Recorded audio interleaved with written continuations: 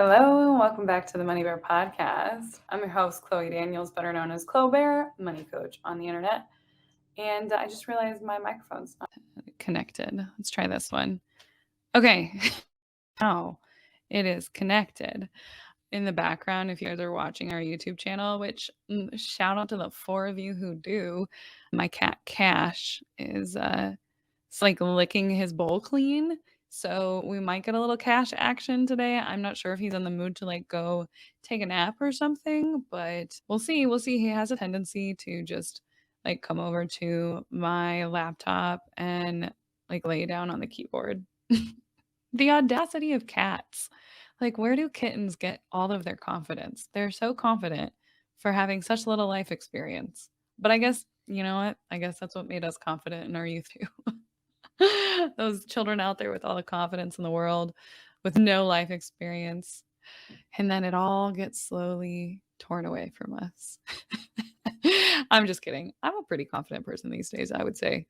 But it's something I've had to work towards because I used to be like that fake kind of confidence where it was like the fake it till you make it kind, where it's like very up in your face, throw it at you, show you just how confident I am. This like loud confidence, I would say, which was really a fake confidence for me because I was never truly happy. I was never truly confident. I was very insecure at that time in my life, but it's kind of like that you've got to fake it till you make it situation. And now my confidence these days, the older I've gotten, the more therapy I've gone through, the way that I have built this life for myself, my confidence is a lot quieter now, where it's just like, yeah, I know I'm the shit. I don't have to prove it to anybody. And I will say I have to remind myself of that when I'm dealing with like trolls. Every once in a while, I'll get a nasty email or a nasty message, and I'll have this inclination to feel like I have to prove myself to the person who's like clearly dedicated to not understanding me and not interested in understanding me.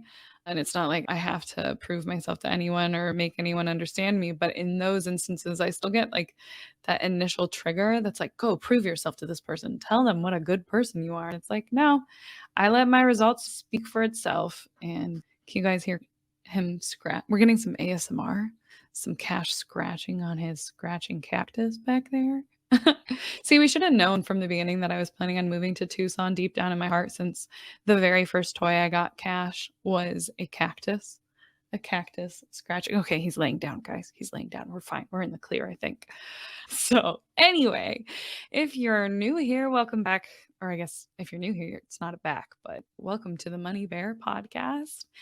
This is where we talk about all things money, and this is our quick tip episode where I give you guys a little life update of Clo Bare, and then we dive into a quick money tip that you can take and use yourself. So, today's quick money tip, I will say, is going to apply mostly to our high income earners, but it might be something that sparks interest in folks who are kind of working their way to a high income or have aspirations of retiring early and know that, they've got a road ahead of them.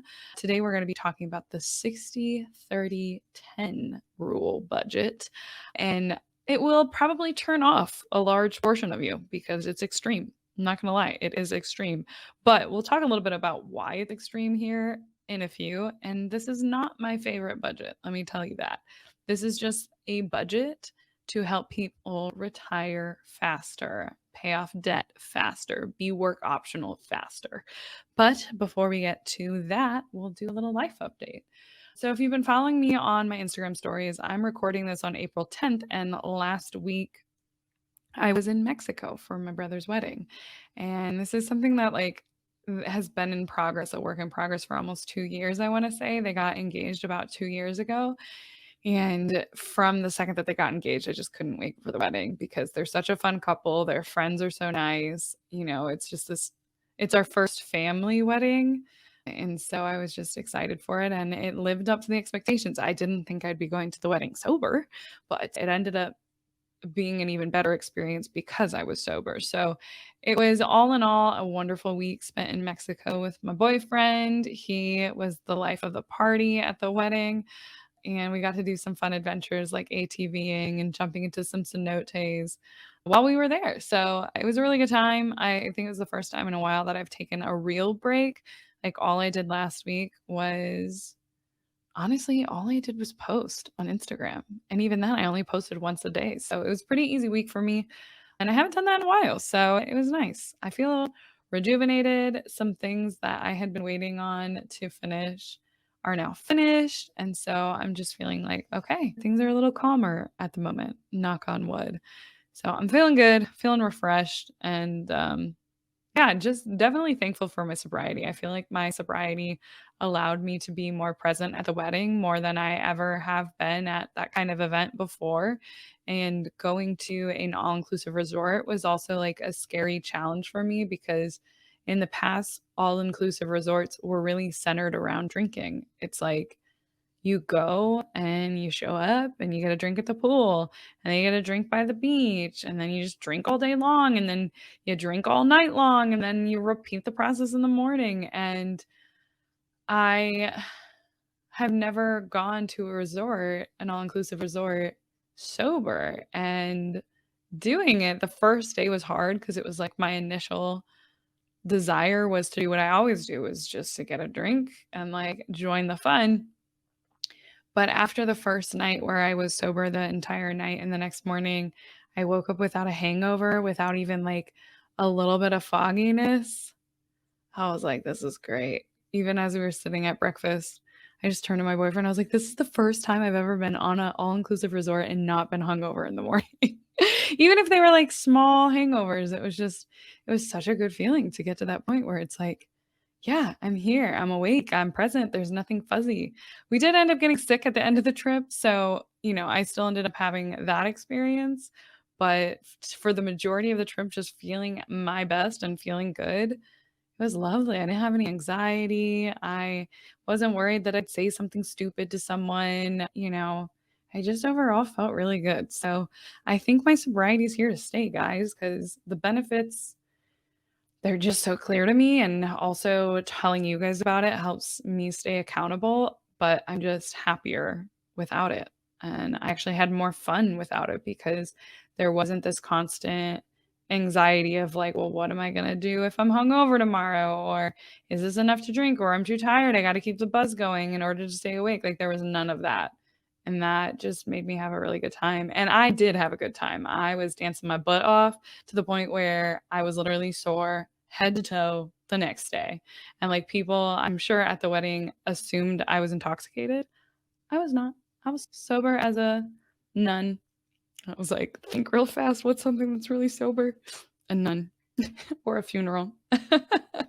So anyway, that's kind of what's been going on in my life. And yeah, we'll get to it. So we're going to talk about the 60-30-10 budget, which you may have heard of the 50-30-20 budget rule, which I believe we've discussed not that long ago. But the 60-30-10 budget is really for high income earners who maybe don't have a lot of expenses or who have control over their expenses and they want to reach their financial goals as quickly as possible. We're going to talk about the pros and cons because I think that there are obvious pros from a mathematical standpoint, but there are also a lot of cons from a behavioral standpoint, from a extremism standpoint, from a stressing yourself out standpoint. So I kind of want to dive into both.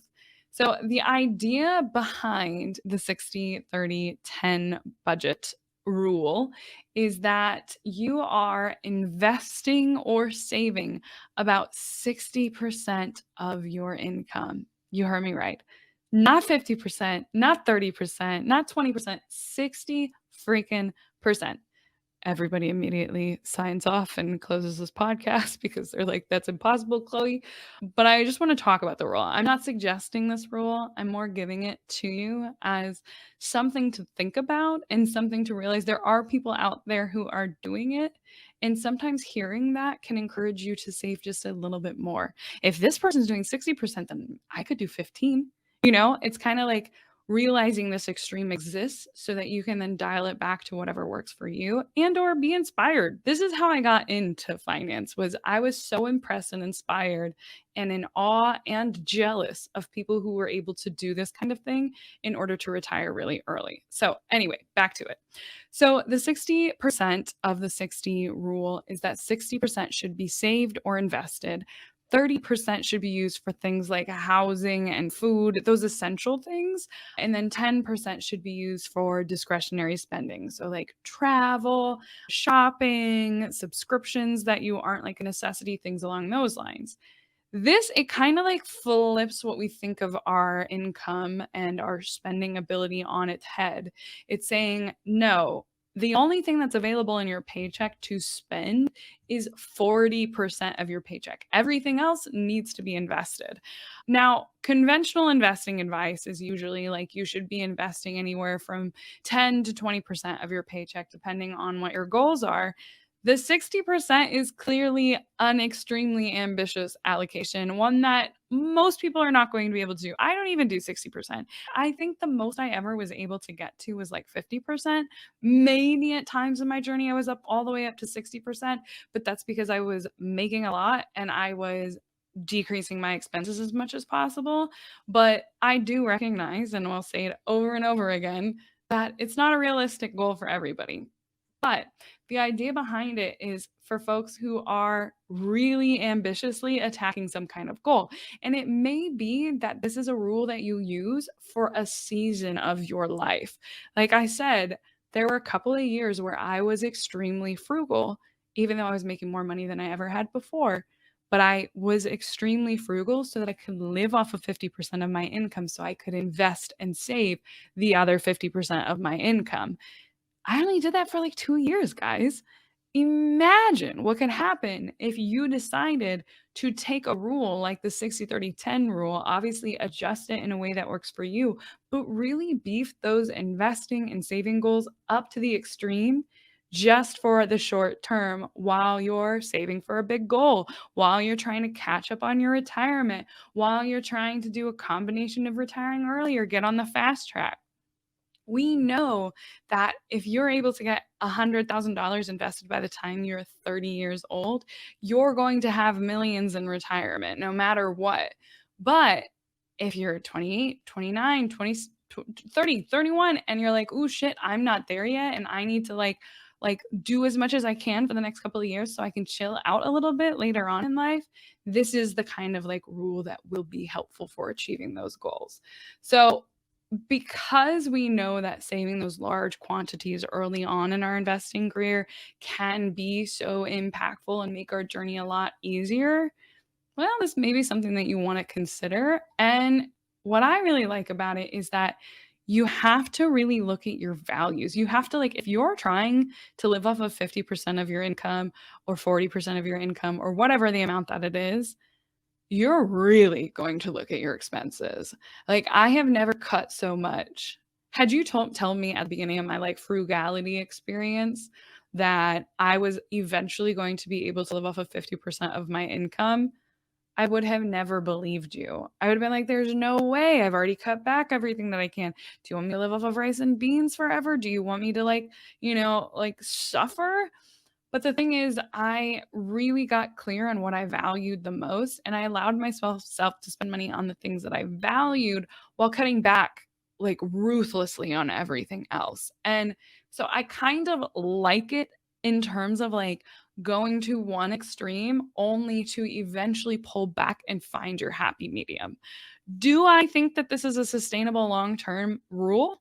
No. Are you kidding me? Unless you make a ton of money and saving 60% of your income is easy, probably you're probably not going to stick to this for a really long time. And you guys know my favorite budget is values-based budgeting. Values-based budgeting looks at what is important to you and how can we spend the most money on the thing that's important to you, and everything else let's just cut out as much as possible. And if you want the blog post, the video, the template, all those free things, you need to go to moneyrightguide.com where we've got a free guide that contains all that stuff. It's got a bunch of information on values-based budgeting and all that good stuff, which is my favorite budgeting rule. But for the 60-30-10 rule, the only reason I would ever consider it is for a short-term goal or if you're an insanely high income earner.